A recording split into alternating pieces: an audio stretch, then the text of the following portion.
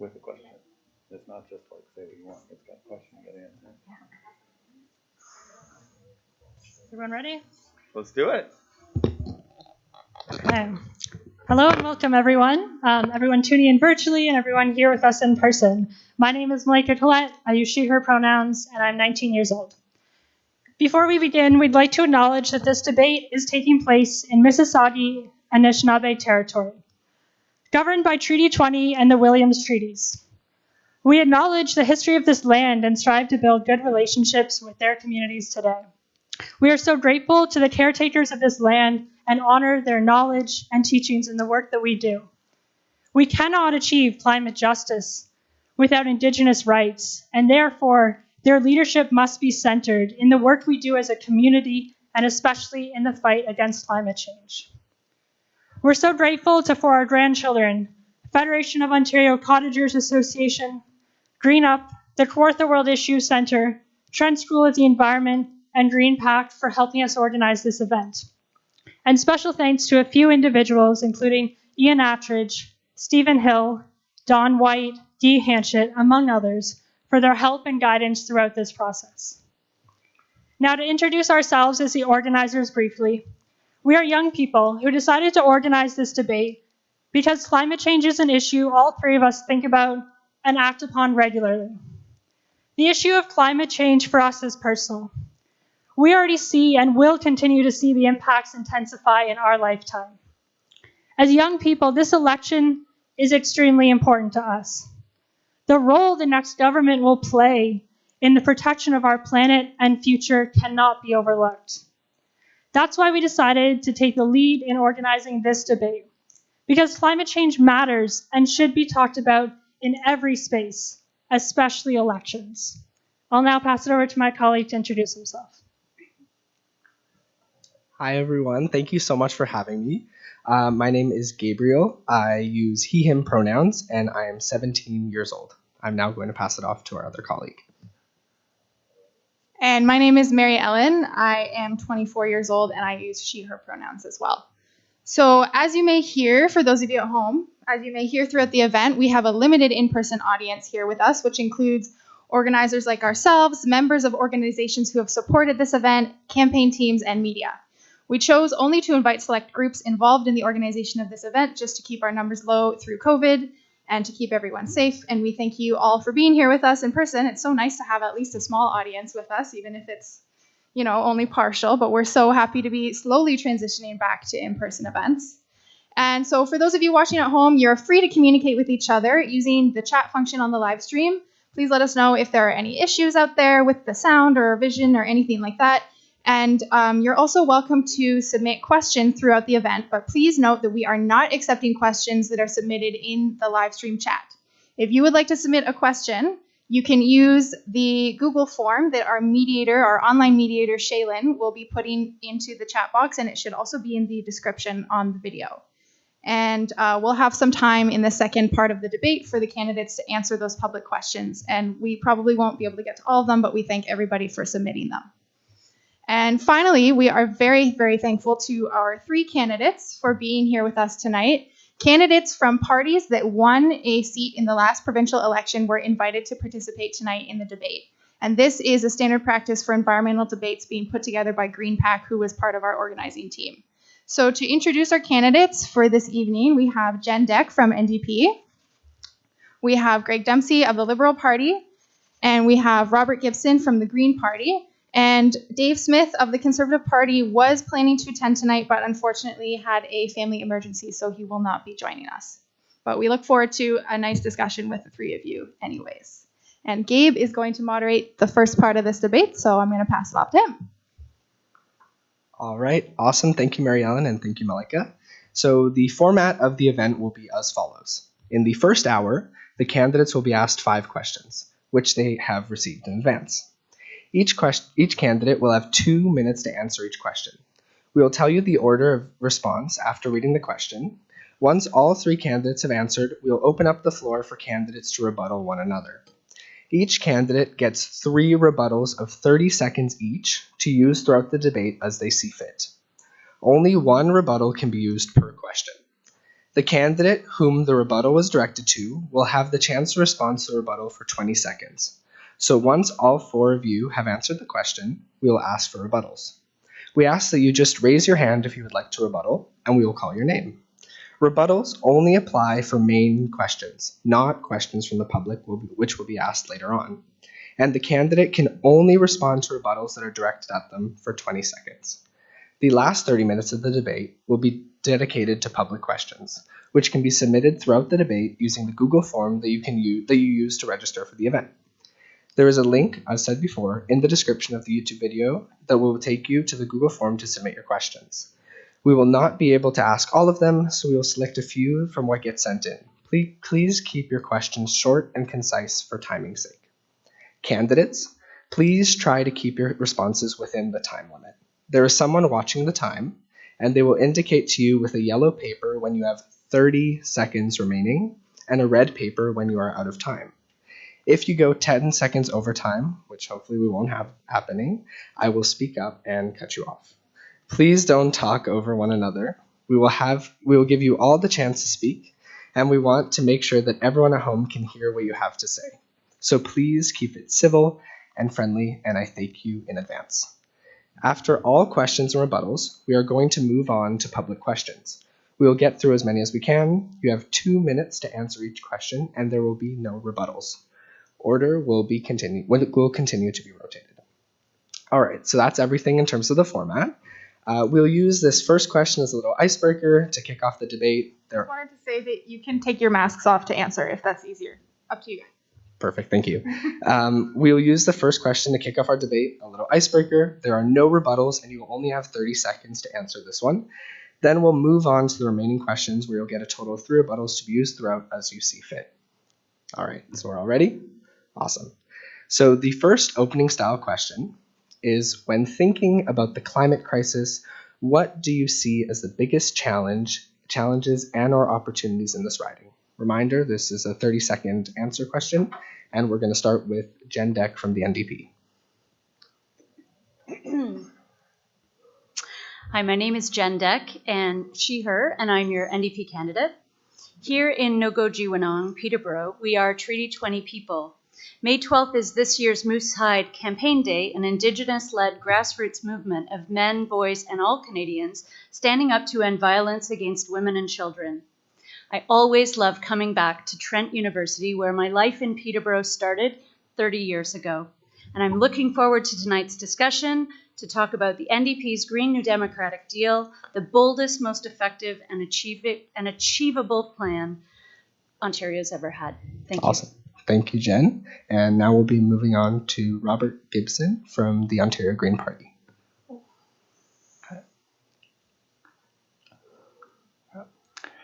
In this riding, the biggest challenge is continued lack of meaningful policies and plans to increase density of housing and development. This approach, favored by Conservatives and previous Liberal governments, has perpetuated sprawl and has resulted in the loss of natural spaces. This also locks the region into increased fossil fuel and coal dependency. In addition, on taking power, the Conservatives eliminated contracts for renewable energy projects that were planned by... Sorry, Robert, that's the end of the time on the 10 seconds. Yeah. No worries. And next we're going to be going on to Greg Dempsey from the Ontario Liberal Party. Thanks, Gabriel. It's a pleasure to be here. My name is Greg Dempsey, he, him, Ontario Liberal Party candidate. It's a pleasure to be here on Treaty 20 territory in the traditional territories of the Anishinaabe and Chippewa nations. The biggest challenge to climate action in Peterborough-Kawartha is the Doug Ford Conservative government. They've ripped up climate contracts, they've put stickers on gas pumps, they've pretended the climate emergency doesn't exist. But I'll tell you what the greatest opportunity is, and that is the amazing stakeholders here in Peterborough-Kawartha who've done amazing work, like For Our Grandchildren, Kawartha World Issues Center, the organizers of this debate, and I can't wait to learn more. Awesome. Thank you, Greg. So now that we've gotten to know the candidates a little bit, we're going to move on to 2-minute questions. So if 30 seconds felt quick, don't worry, you'll have a bit more time.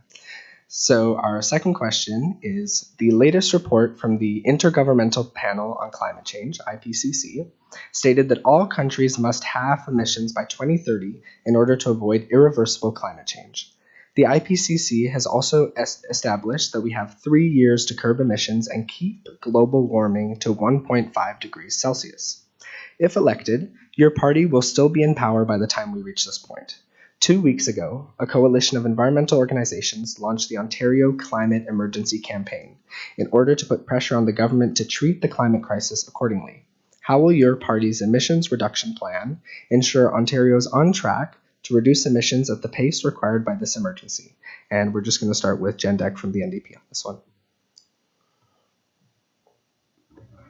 Thanks so much for this. Without question, we are in the midst of a crisis. When I was at Trent in the 90s, David Suzuki was already warning us of the impending climate emergency. 30 years later, we still haven't even begun to properly address it. I worked for a summer at Trent's Oliver Centre up in Bobcaygeon, setting up transects for a 100-year succession study. Even then, the statistics were alarming. I remember looking at the data on smog days, how many days had smog alerts, and how early in the summer the first one happened. And we were breaking records year after year even then. Today, in fact, there's a smog watch, and it's only May 12th. Our children and grandchildren and our planet deserve more. That's why in April 2021, we released the Green New Democratic Deal. It's the boldest, most effective, and achievable climate plan Ontario's ever had. The deal includes, and this is just a taste, a mandate for all newly built public, residential, and commercial buildings to be net zero emissions by 2030, a world-leading building retrofit program that will generate $15 billion of annual economic activity and create 100,000 new jobs, a zero-emission vehicle strategy with a target of 100% electric vehicle sales by 2035, electrifying all transit by 2040, establishing Ontario's first Youth Climate Corps, restoring integrity to the land use planning process by revoking ministerial zoning orders, which override municipal council decisions on development. And there is so much more in this plan. I'll be touching on it throughout tonight, but I do recommend and invite you to read the plan yourself at ontariondp.ca. Thank you. Awesome, thank you. And next we'll be going on to Greg Dempsey from the Ontario Liberal Party. Thank you very much. The climate emergency is the greatest existential crisis of our time. There is no way to do too much to tackle the climate emergency, and I am so proud of our plan to do just that. I have been there at the United Nations working on climate resolutions. I know how important this issue is. I know how important it is that Ontario is a leader in climate justice, and our community of Peterborough-Kawartha can be a leader as well.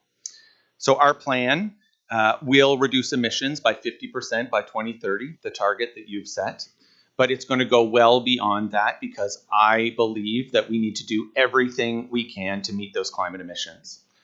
So before the Doug Ford government was elected, we had a climate plan in place. We closed all of our coal plants, which was an incredibly important thing for reducing smog and making a meaningful contribution to reducing emissions, but it wasn't enough. It wasn't enough. And then Doug Ford got elected. He ripped up our climate plan. He put stickers on gas pumps. He removed charging stations and basically buried our government's head in the sand. Unacceptable. Unacceptable. That is why we need a new, better provincial government that is going to take meaningful steps to tackle the climate emergency. These include making all transit fares across the province $1, reducing our emissions by 50% by 2030, making sure that we protect 30% of our green spaces also by 2030, including the creation of 5 new provincial parks. This is what Peterborough-Kawartha deserves, and they deserve an MPP that is going to fight for meaningful climate action around the clock. All right, thank you. And lastly, we have Robert Gibson from the Green Party of Ontario. At the first leadership debate, Green Party leader Mike Schreiner was only leader to bring up climate change. The Green Party has an impressive and detailed Ontario climate emergency plan, and I support that plan. We must act now. The Greens will push to cut Ontario's pollution in half by 2030 and go to net zero every year from 2045.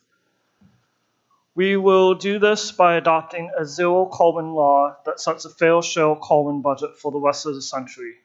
Our plan is 5 years ahead of what the NDP and Liberals are proposing. The Green Party is the only party to propose a carbon budget because we can't achieve meaningful reductions in emissions without a budget. No other party has a comparable vision and plan for tackling the climate crisis. And about 1/3 of greenhouse gases come from buildings, which is why the government will create hundreds of thousands of new jobs while retrofitting 40% of homes and workplaces to net zero and 100% by 2040. Transportation is an area where there will be greater investment in electric buses, and Peterborough-Kawartha has seen the effects of climate change.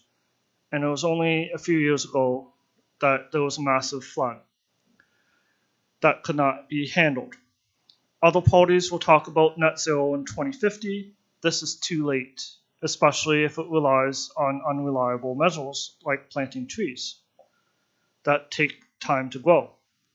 This is why the Green Party will retrofit homes and businesses, electrify transit, decarbonize electricity, and better protect the natural environment we have. All right, thank you so much. The next question is... Oh, yeah, sure. Sorry, I forgot to ask about that. Yeah.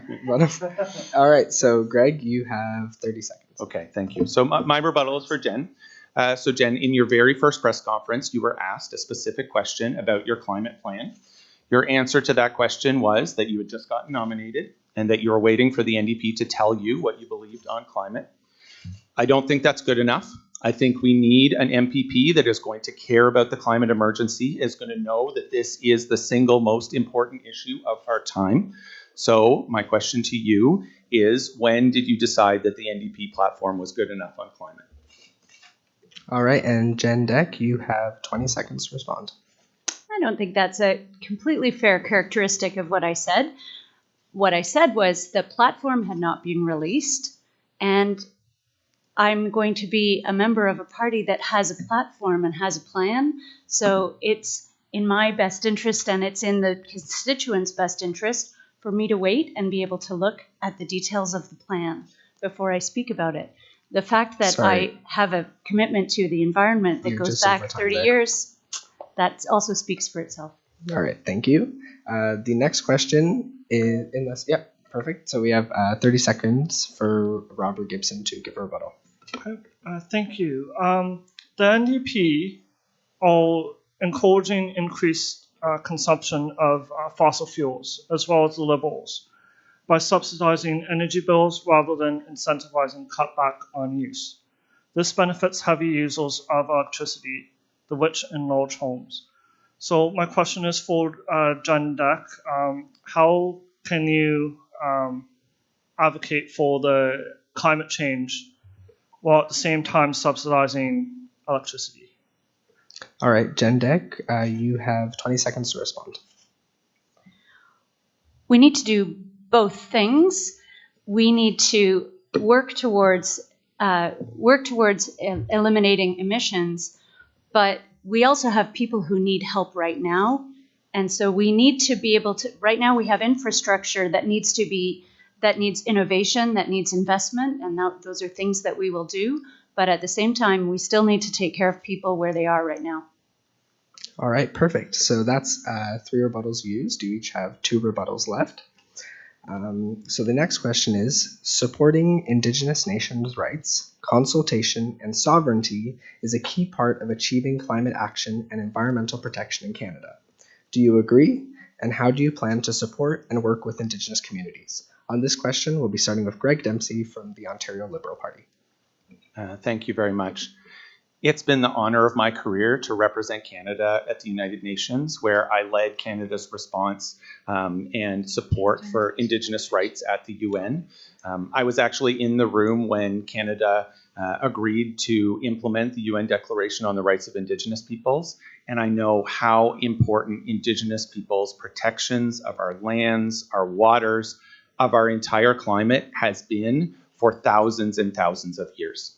It is the duty of any government, provincial, federal, or otherwise, to meaningfully consult with Indigenous peoples, to take their rights and their considerations into account, and to meaningfully ensure free and prior informed consent when any project or any development is happening.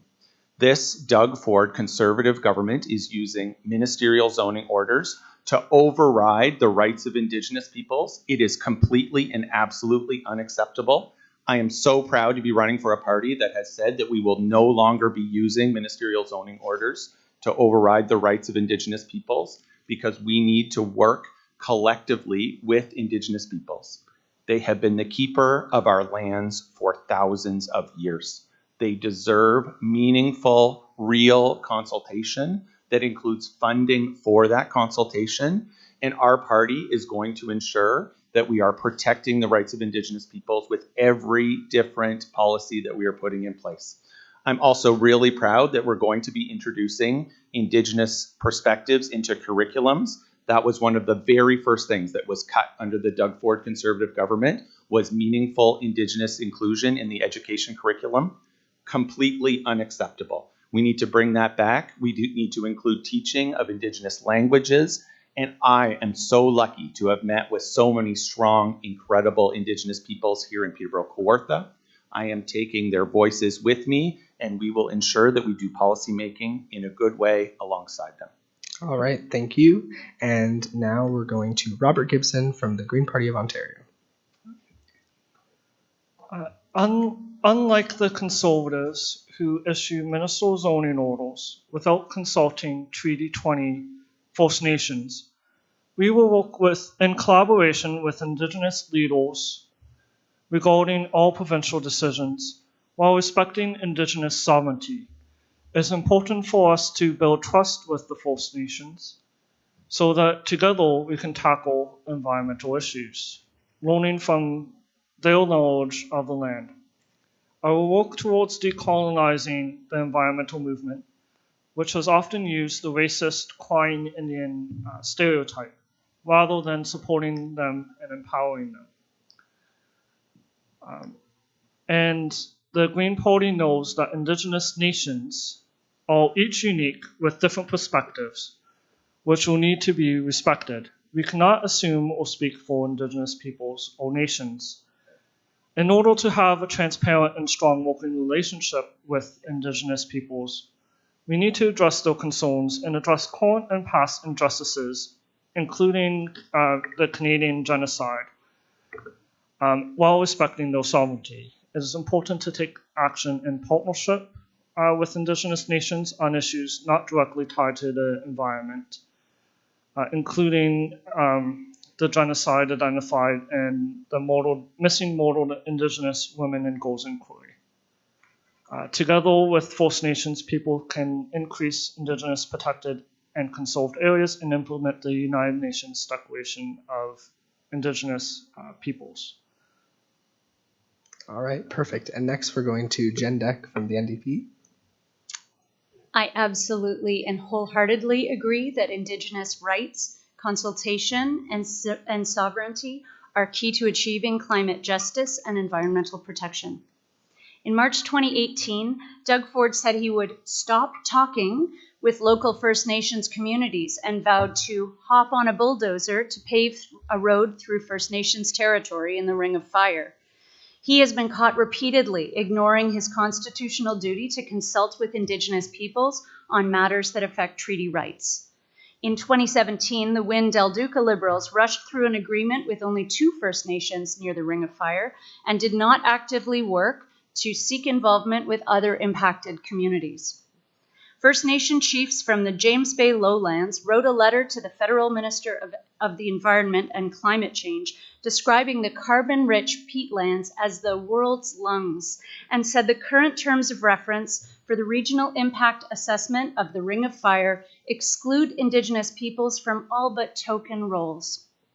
In contrast, the NDP is committed to implementing the United Nations Declaration for the Rights of Indigenous Peoples, UNDRIP, and apply it to provincial laws. We'll work on resource revenue sharing to ensure new, stable revenue sources for First Nations.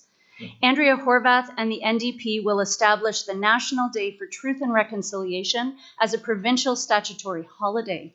And dear to my heart, we will ensure that school curriculum includes the full, rich story of Indigenous peoples, the lasting impacts of colonialism and residential schools, and the need for reconciliation. Thank you.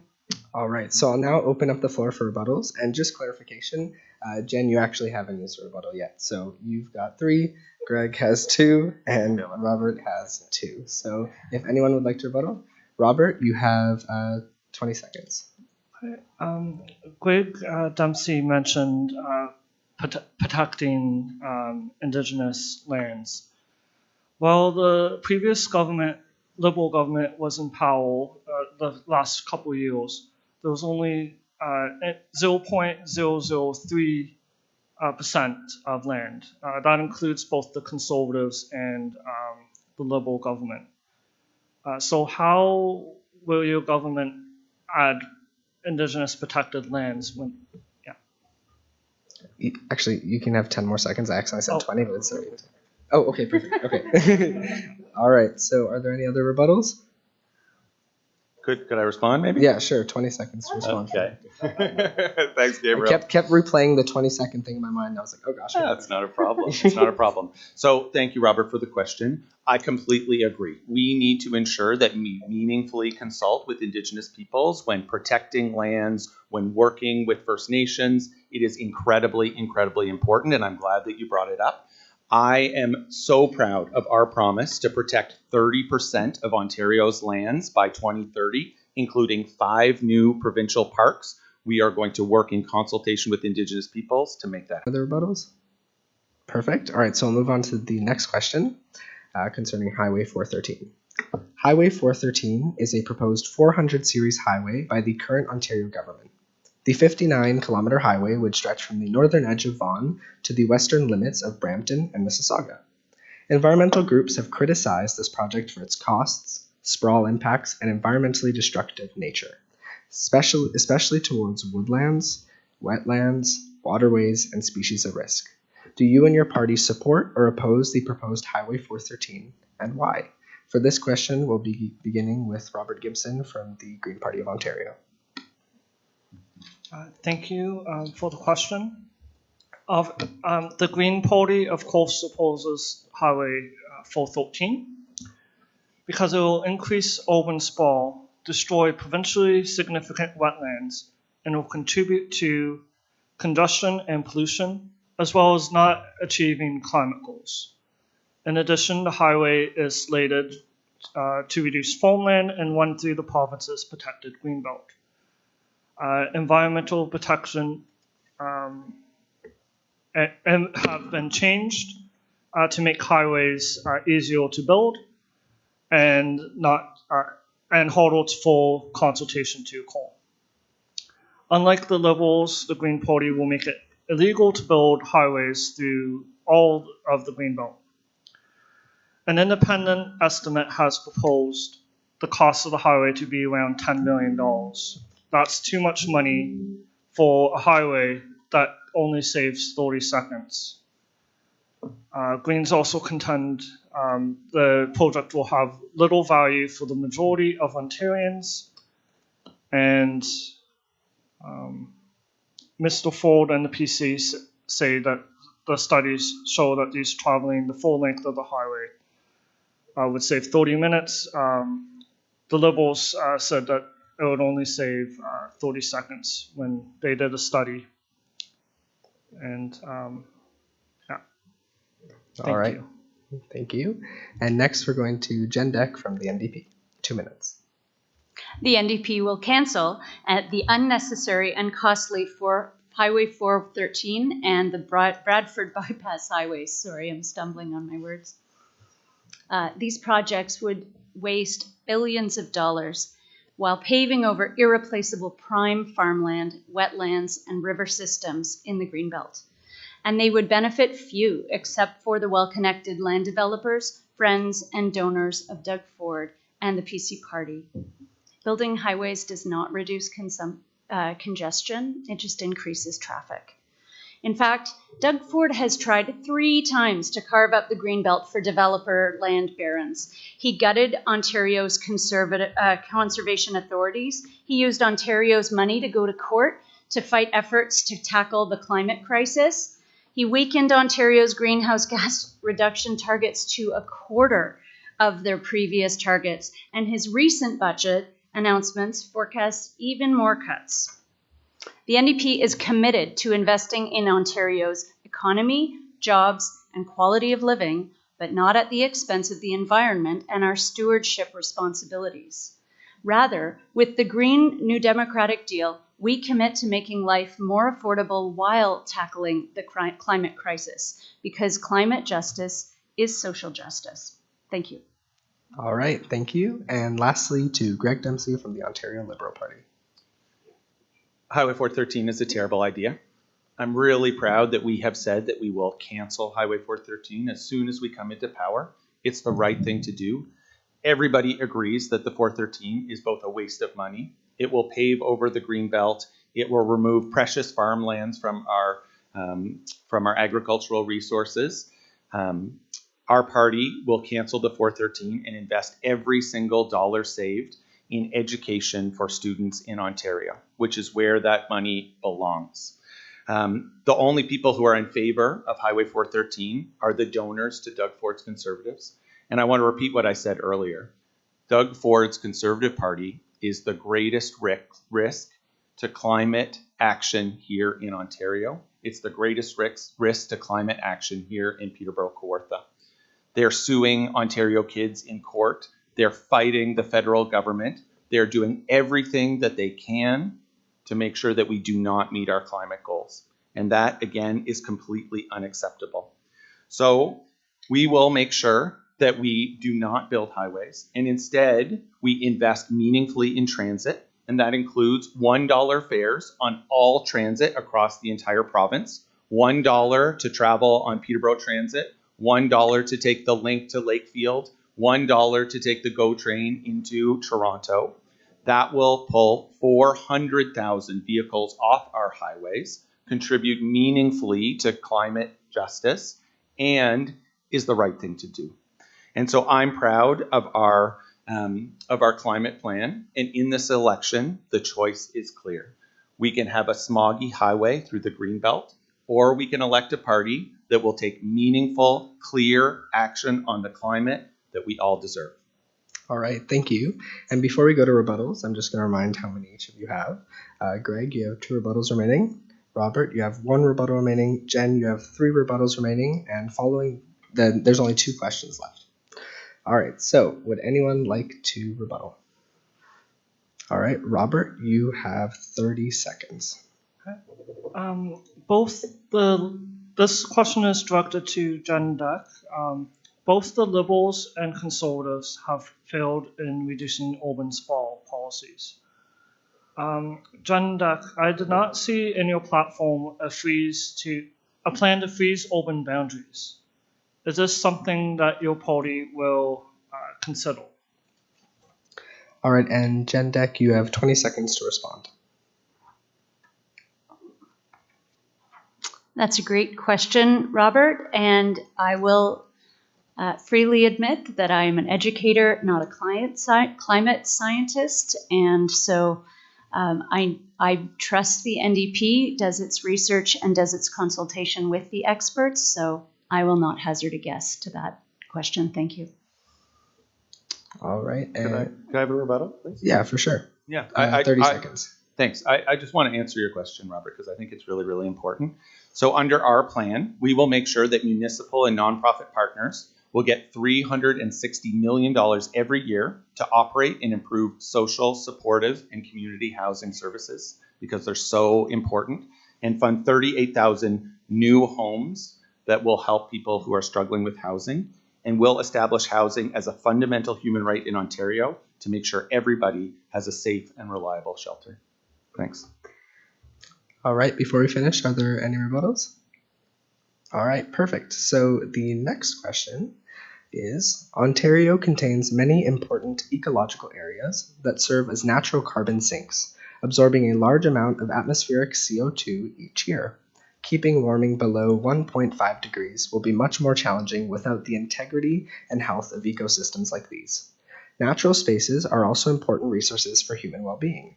If elected, how will your party work to ensure that the government invests in expansion of protected areas in consultation with Indigenous communities to support the federal government's target of protecting 30% of Canada's lands and waters by 2030? And we're going to start with Jen Deck from the NDP on this question. Thank you. Doug Ford, as I said before, has tried at least 3 times to carve up the Greenbelt for his developer friends. And he's used what's called Ministerial Zoning Orders, or MZOs. You've heard that term a few times. I'm an educator, so let's just talk about what that is. MZOs exist for situations of extraordinary urgency, such as fast-tracking public supportive housing in existing neighborhoods, or allowing restaurants to convert parking spaces into COVID-safe open-air patios. These are appropriate uses for the orders, but Doug Ford's Conservatives have issued more MZOs in the last 4 years than any other government in the last 20 years combined. More often, Ford abuses this process to force through projects that should not or could not otherwise be approved, like sprawl development on farmland or wetlands. Or they simply use them as a convenient way to get zoning changes on specific pieces of property ahead of the release of new official plans. The NDP will restore integrity to the land use planning process and end the abuse of ministerial zoning orders, while revoking all MZOs that harm the public interest. Thank you. All right, and next we'll be moving on to Greg Dempsey from the Ontario Liberal Party. So I'm really proud of our plan that will ensure that we protect 30% of Ontario's green spaces by 2030. The Ontario Liberal Party previously created the Greenbelt. It was a meaningful contribution to environmental protection in our province, but it's not enough. And that's why we will be creating 5 new provincial parks, as I mentioned before. We'll also be expanding the Kawartha Highlands Provincial Park, which is just north of here, which is going to be really, really important. And we'll bring a long-term science-based approach to expanding protected green spaces in consultation with farmers, Indigenous peoples, stakeholders, and everyone else, because we know these lands that we have here in Ontario are incredibly valuable and we cannot afford to lose them. We'll also take steps to make sure that our natural environment stays protected by repealing the Ford government's awful environmental changes to legislation, to land planning, environment, and endangered species. We'll remove the use of ministerial zoning orders, as Jen mentioned, and will strengthen Ontario's conservation authorities to prevent flooding, protect green spaces, and ensure that we have the land and the waters that we deserve. And something else that I want to mention, which was really, really important. So the Doug Ford Conservatives fired Ontario's environmental commissioner, and they couldn't do it without passing legislation. So they literally went to the legislature, passed legislation to fire Ontario's environmental commissioner. We will bring back the position of environmental commissioner to make sure that we are moving forward in a good way and making sure that we are effectively protecting Ontario's wetlands and conservation areas. All right, and lastly, we're going to be going to Robert Gibson from the Green Party of Ontario. Okay. Thank you.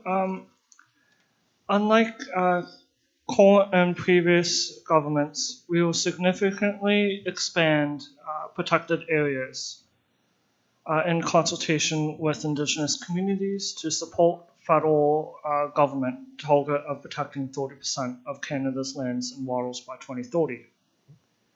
The Green Party recognizes the essential role that natural carbon sinks like forest, wetlands, and peatlands play in absorbing large amounts of carbon dioxide each year. If elected as government, we will actively consult with Ontario First Nations and Métis organizations and communities on how to ensure sensitive lands and ecosystems are safeguarded while simultaneously meeting our duties to consult as set out by the Supreme Court of Canada in numerous court decisions. We will go beyond consultation by requiring free, prior, and informed consent. The Green Party will provide $1 billion in funding for Indigenous protected and conserved areas in which Indigenous governments play the primary role in conserving ecosystems through Indigenous laws, governance, and knowledge systems. We will restore provincial funding for source water protection under the Clean Water Act and expand drinking water source protection in northern, remote, and Indigenous nations. And I'm happy to hear that the Environmental Commissioner will be restored. We agree with the Liberal position. Thank you. All right, so Greg, just to remind you, you have 1 rebuttal left. Robert, you are currently at zero rebuttals, but you will be able to answer if someone mentions you. And Jen, you have 3 rebuttals left. Are there any rebuttals that would like to be used up? Greg? All right, 30 seconds for Greg Dempsey. No, I don't have a. Oh, okay. I saw your mask coming off. I was like, yeah, I'm ready. All right, so we're skipping rebuttals this time? Perfect. All right, so our final question from the main segment is, marginalized communities such as Black, Indigenous, people of color, and migrant workers are often disproportionately impacted by pollution. If elected, what immediate actions will your party take to protect all communities in a universal and equitable manner from pollution and hazardous waste, and to clean up communities that are already impacted? For this one, we're starting with Jen Deck from the Ontario New Democratic Party. Thank you. Climate justice is social justice. We know that marginalized communities are disproportionately affected by worsening climate crisis. Intersectionality plays a role in how communities are affected by the crisis. For example, lower incomes lead to less stable housing, which leads to greater catastrophe in extreme climate events. The legacy of colonialism has meant that Indigenous communities have been starved of access to their own land and resources and made to endure appalling conditions in the towns established by colonizers. We know even here in Peterborough and the Kawarthas, First Nation communities such as Curve Lake and Hiawatha regularly experience boil water advisories.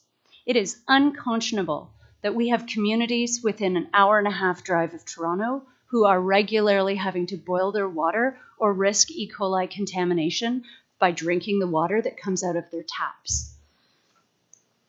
Similarly, what we need municipal, provincial, and federal governments who can work together collaboratively to find solutions that enhance our communities, but not at the expense of our wetlands and protected areas, and that are developed with a lens to equity and doesn't leave some people out. Thank you. Oh, I'm sorry.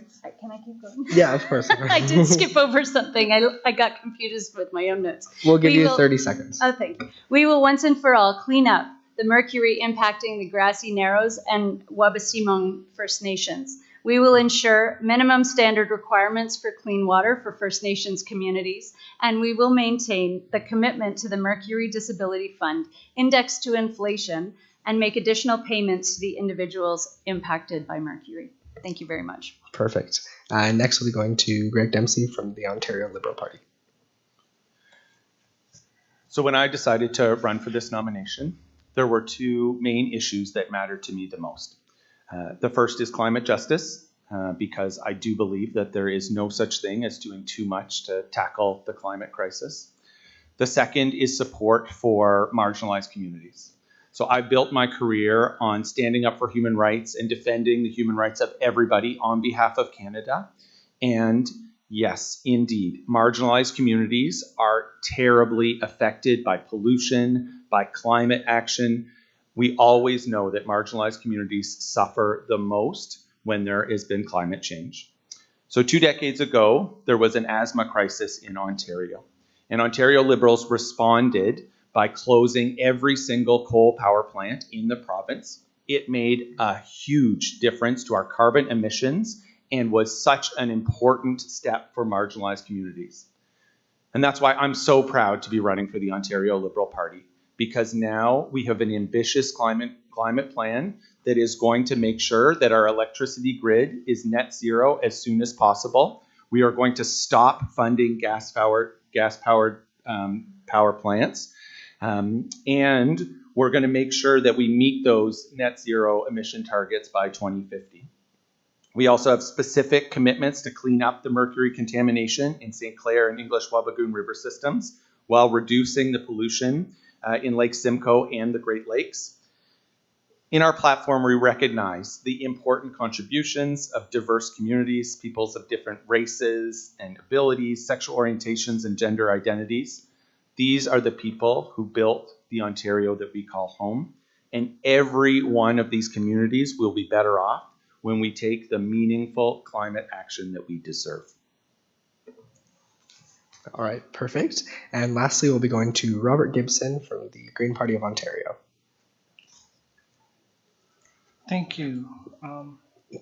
I agree with the other parties' positions that climate justice is important. And I also agree with the growing evidence showing that climate change will likely seriously impact people's health in the future.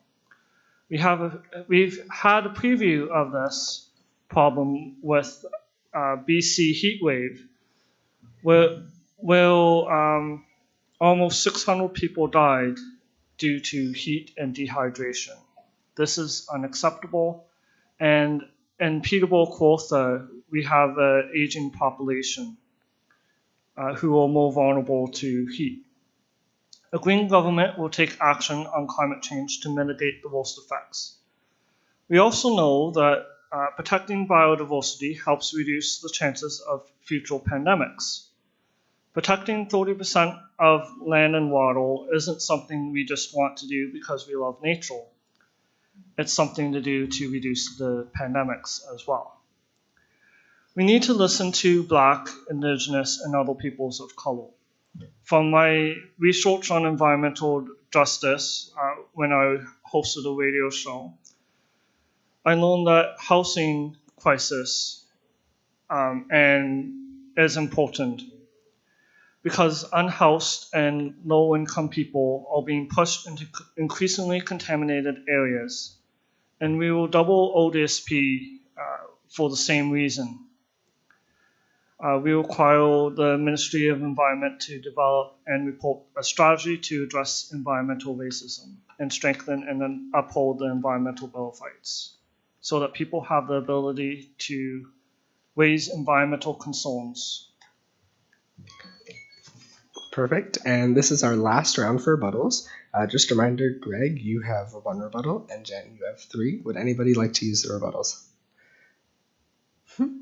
All right, perfect. Well, that concludes the main question segment of the debate. Don't leave yet. There's going to be public questions in a minute.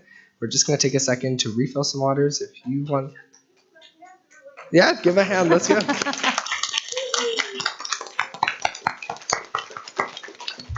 And thank you for staying on time and for having me as the moderator for this segment. I'm excited to hear everything else we have. All right. Just bear with me for a second while I organize our questions here.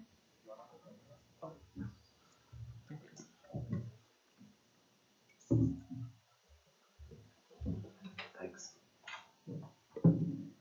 Good job, Gabriel.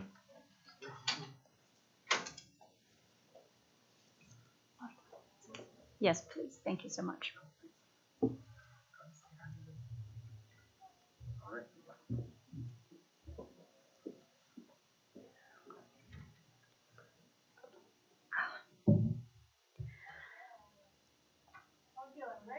Ready? Ready to go? All right.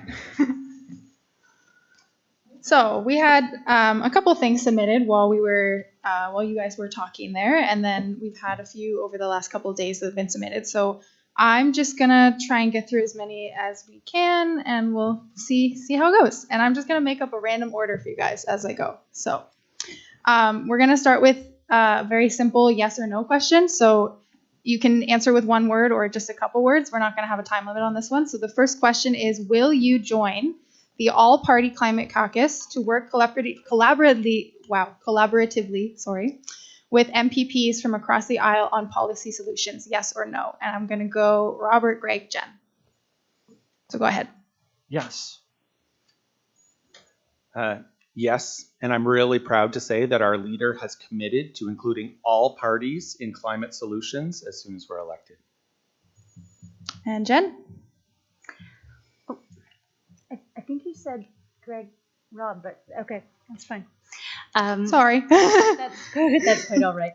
The NDP embodies many of the ideals set out in the campaign, and the Green New Democratic climate deal is how we propose to get to the goal of zero emissions. We're committed to seeing that through. Okay, thank you. So for the next, the rest of the questions that I ask you, you will have 2 minutes, and it'll be. You haven't asked Rob. I did. Oh, you did. Oh, Yeah. my apologies. No worries. Sorry, I'm trying to make sure he gets his turn. Sorry. Yeah, no, of course. Everybody gets a turn. So Sam is going to continue to keep the time for you as we were doing in the first part. So the first question here is, are you in support of current efforts to protect the Cachacoma old growth forest? If not, why? And if so, how would you ensure that protection is achieved for this old growth forest? Do you need to hear that again? It's a little bit of a mouthful. Or are we good? Do you want to hear it again? Okay. So are you in support of the current efforts to protect the Cachacoma old growth forest? If not, why? And if yes, how will you ensure this protection is achieved? And I'm going to go Greg, Jen, and then Robert.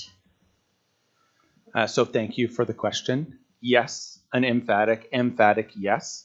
So we have committed to reviewing every single environmental decision made by the Doug Ford Conservatives, because, as I have said before, they are the greatest threat to environmental justice in our province. And so we need to be reviewing the decisions that their government has made. We need to ensure that we are protecting our green spaces. We need to ensure that we're working with Indigenous peoples and stakeholders and everyone. We know that here in Peterborough-Kawartha, environmental advocates can't even get a meeting with our MPP to talk about important environmental issues. Can't get a response to try to ensure protections for Jack's Lake, Cachacoma, or other really amazing green spaces in our riding. And so yes, emphatically yes, we need to be working with environmentalists to ensure that we are adequately protecting our green spaces. And no, I will absolutely not be keeping to the promises of the Doug Ford government where we are destroying our protected areas. Okay, thank you. And Jen? It goes without saying that old growth forests are a treasure, and they are a vanishing treasure. So we must protect old growth forests. It's not just the obvious thing to do because we love forests, but they also are integral to the spirituality of Indigenous peoples. And so as part of our commitment to Indigenous sovereignty, we must protect these lands. Thank you. And Robert? Yeah. Thank you for the question. I would protect the Cachacoma old growth forest because we need to increase biodiversity, maintain biodiversity, and I believe that those a call for those Indigenous involvement. I may be mistaken on that, and I think I believe it's in this writing, and for protecting the pandemic has shown us the value of natural spaces as well, for both recreation and reducing the risks of future pandemics. and it'll protect species at risk as well. So, thank you. Thank you. All right. Next question is, does your party believe that there is currently enough of an emphasis on climate education within our public school system? If yes, why do you think that? And if not, how will you ensure that climate education is further prioritized? And we're going to go Jen, Robert, then Greg.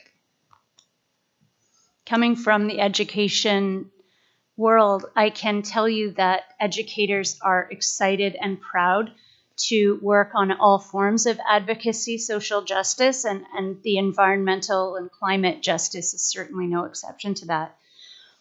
The thing that slows down our ability to adapt and learn and teach new stuff to kids is that education has been underfunded for decades, and teachers, there are not enough teachers, there are not enough support staff. Teachers are being hit and punched, and education workers are experiencing a level of violence that is appalling. And students are getting short shrift because they are not getting the education in a variety of areas that they need and deserve.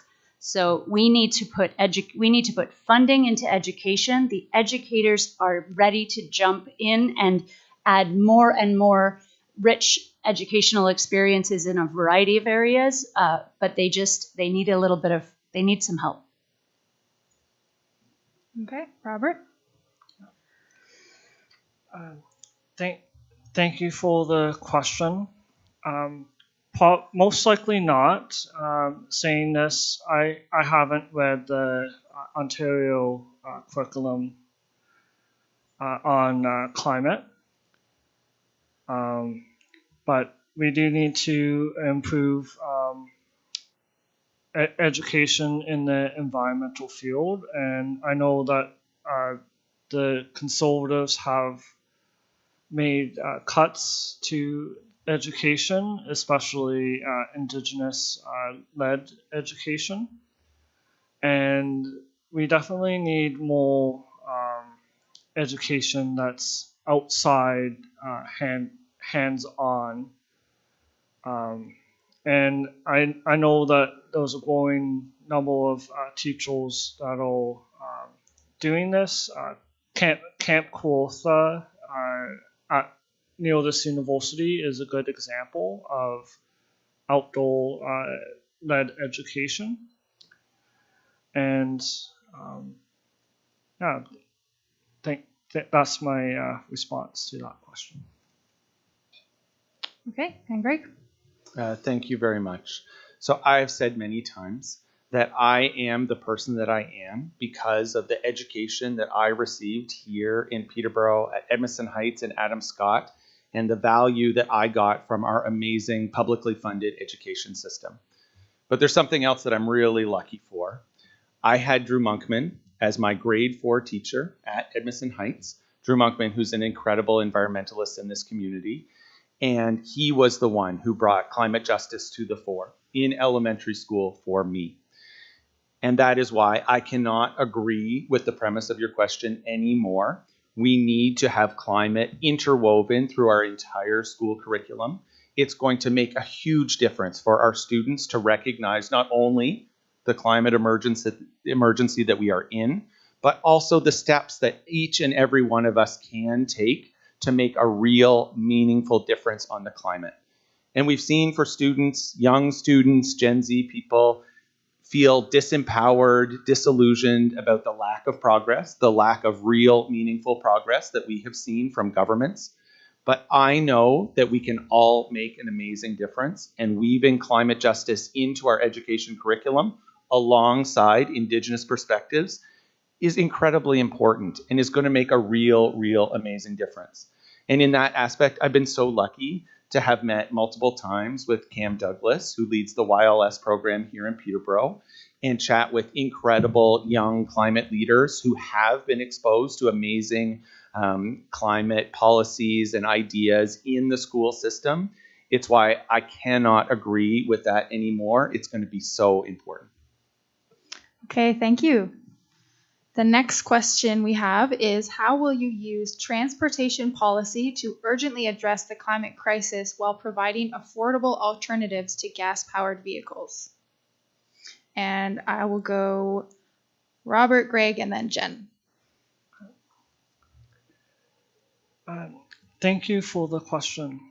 The Green Party will use transportation by cutting in half 50% of transportation fares for 3 months to address the high cost of gas.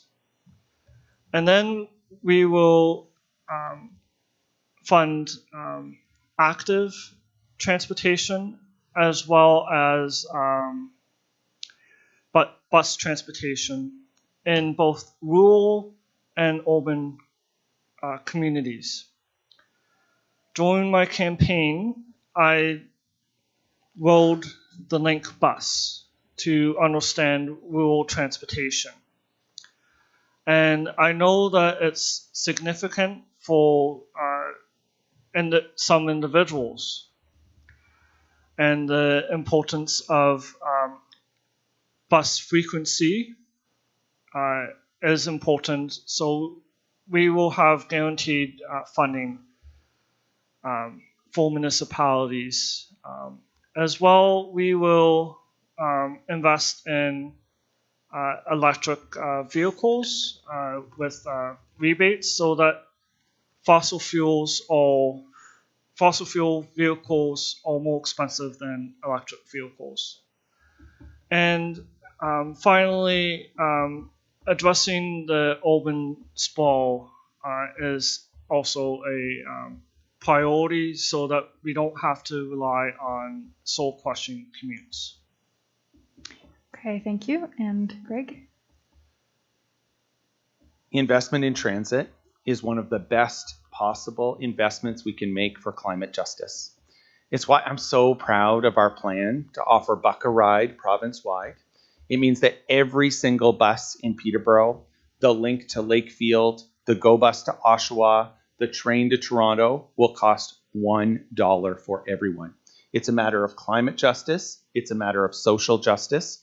It will make a meaningful contribution to our emissions, and it's going to make life so much more affordable for people to get around. So we know that the bus system in Peterborough is not perfect.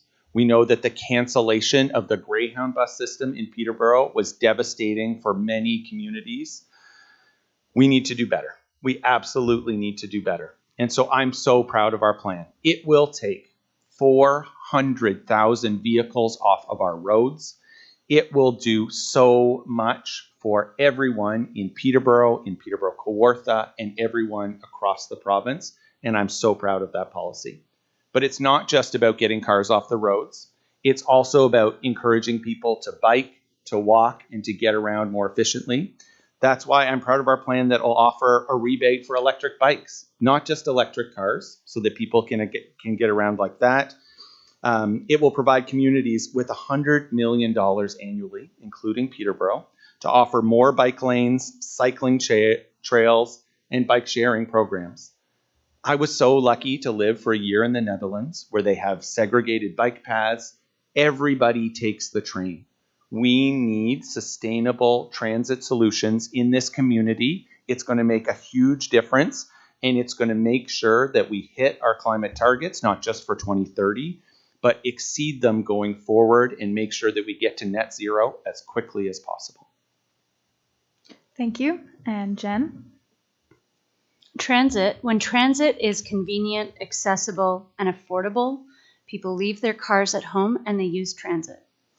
So investing in transit not only helps people, but it's an investment in the environment. Ford cut $1.5 billion from public transit, and he ripped up years of work in the Toronto's downtown relief line, so that he could, and set that project back many years. The NDP is committed to restoring funding to public transit and to stop using public-private partnerships, which cause delays and cost more, and privatize our public transit. They want to. We will also commit to getting transit to all electric vehicles by, I believe, 2040. I have to check that again, but yes. So all in all, by investing in public transit, not only do we invest in our communities, but we address some of our climate issues. Okay, thank you. And the next question is, conservation authorities throughout Ontario are facing funding shortages that further limit their ability to protect communities from floods and environmental threats, while also providing valuable green spaces for people to enjoy. If elected, how would you ensure conservation authorities such as those within Peterborough-Kawartha are able to carry out their work effectively? And the order will be Greg, Robert, and then Jen. The Doug Ford government's treatment of conservation authorities is the best demonstration of why this government needs to be defeated in this election. We can't wait another 4 years for meaningful climate action. We need to take action right now. Their treatment of conservation authorities, as you rightly pointed out, that protect our wetlands and our green spaces, this is a really important factor in ensuring that we do the right, meaningful consultations whenever there is development or any decision that is going to impact our green spaces and our environment. And their gutting of that conservation authorities was no accident. It was done on purpose because they do not believe in the climate emergency, they do not care about our climate, and they do not want Ontario to be the climate leader that we know it can be and that we deserve. I want to go back as well to my comment about the environmental commissioner who was fired by the Doug Ford government because she was saying what they didn't want to hear, because she was saying that indeed we are in a climate emergency and this government's policies are meaningfully contributing to our own climate emissions. It is absolutely unconscionable. We need to start eliminating our emissions immediately. And something else that's really remarkable to me, so we need to get our electricity grid to net zero as quickly as possible. And the Doug Ford Conservatives want to increase our reliance on natural gas polluting power. It's going to increase emissions from natural gas by 600% over the next few years. It's going to be an absolute disaster for keeping to our climate goals.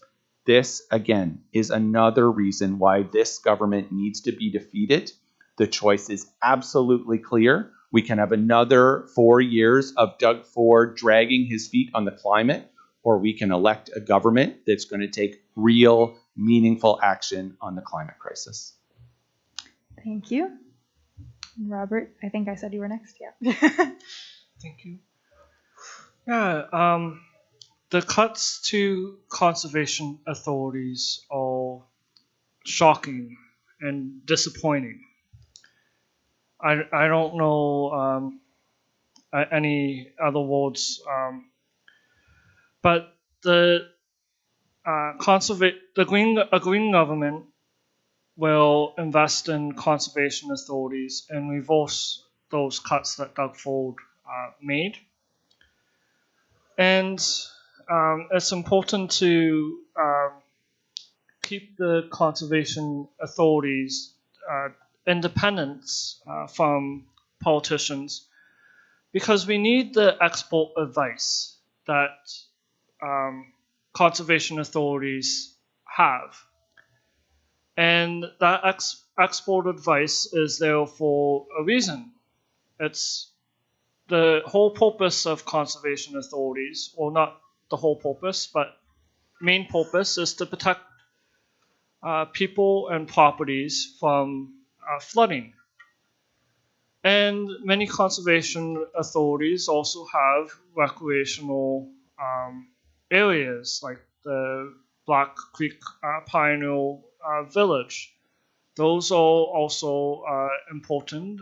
People need places to enjoy and involve in themselves in the natural environment. So these issues and conservation authorities are not not perfect by any means, but they also are important defenders of environmental protection. And I agree that the Environmental Commissioner office should be restored. Thank you. And to Jen? Yes, conservation authorities are critical, as are a number of other things that I feel like we haven't had a chance to touch on. So I want to mention them. The NDP will also restore the powers of the Environmental Commissioner. And we also need to really look at some of the amazing organizations that are already in place in our communities, organizations such as GreenUP and Nourish and Sustainability Peterborough. These are organizations that are already doing amazing work, but they lack consistent and stable funding. And that really hamstrings their abilities to do some of the great work that they're doing in our communities. I also want to mention that we need to really remember that manufacturers, small and medium businesses are part of the solution as well. We know that they have a huge ecological footprint, and we also know that they want to green up their operations, but they can't afford to do it without funding. So the NDP is committed to investing in local businesses so they can use less energy and create less pollution, which will also be good for their bottom line. Working with municipalities, industry, and Stewardship Ontario will improve and expand producer responsibility model of waste diversion to include more sectors with higher recycling targets. Thank you. Okay, so we're gonna just do one more question, and I know there's so many, we could be here for hours and hours talking about environmental things. There's lots of other subjects I would love to bring up, but unfortunately we're running out of time, so I am gonna give you a little closer question here. So what promises can you make to young people who look to you to act in the best interest of their futures? And we will start with Robert, and we'll just go down the line to finish.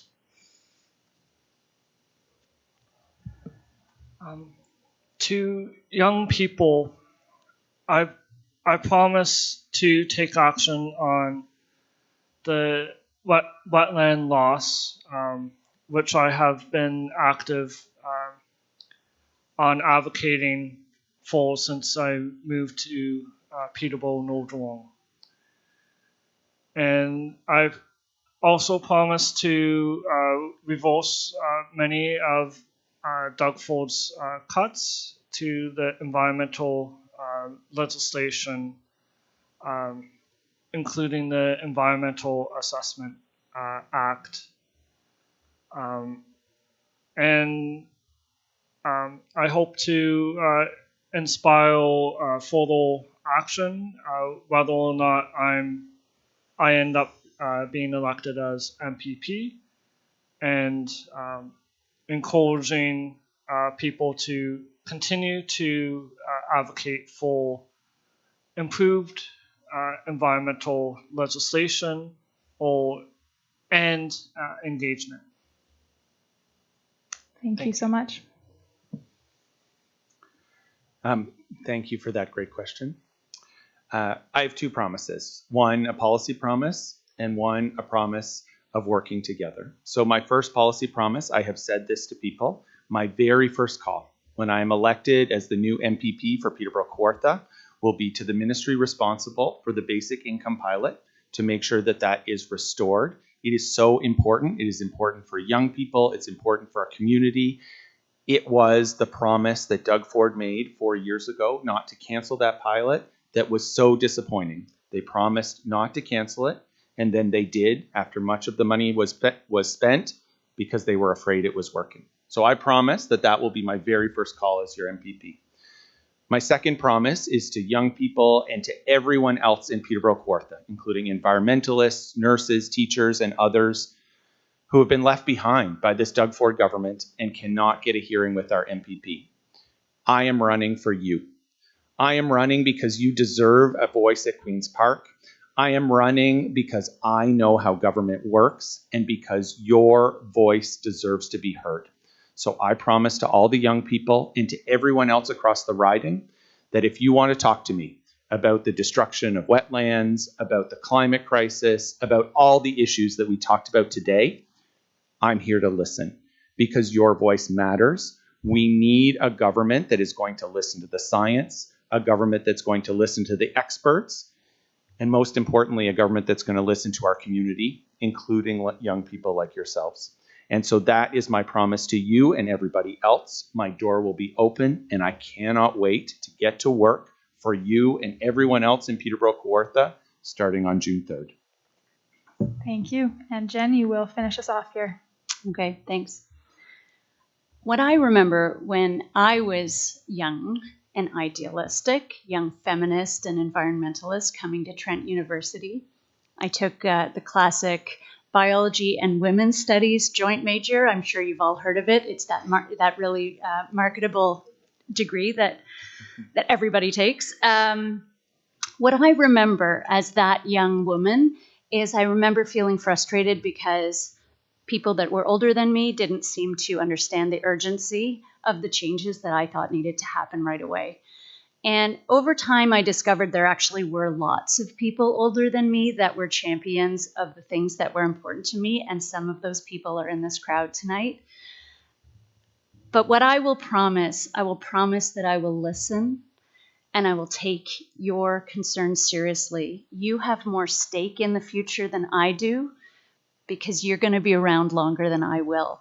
I still have a stake. I have children, and I hope someday to have grandchildren, so I feel like the stake is still there, but it's not tangible to me the way it is to you that are going to be alive in 60, 70 years. So I promise to listen to you and take your concerns seriously, and I promise that when I don't know something, I'm not going to fudge it and make it up.